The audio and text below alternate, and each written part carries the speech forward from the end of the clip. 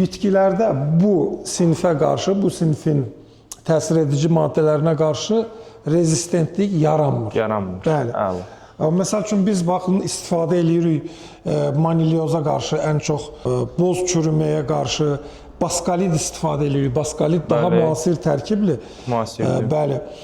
Çox gözəl dərmandır. Bu baskalit plus əvvəlki strobilurinlər sinfində piraklastrobin müasir tərkibdir, çox gözəl təsir göstərir.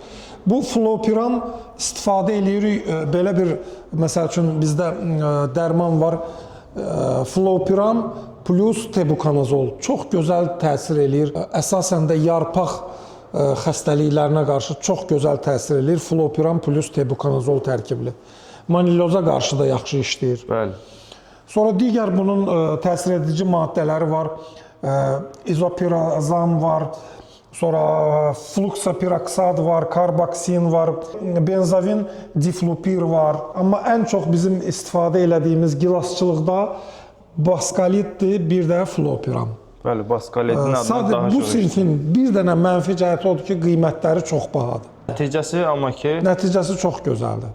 Həm də onun qalıcılıq müddəti də uzundur. Uzundur. Bəli, 21 günə kimi ola bilir hətta. O birislərində 7-14 gün. 14 yazır, amma 7 gün, 10 gündür maksimum. Bəli. Bəli.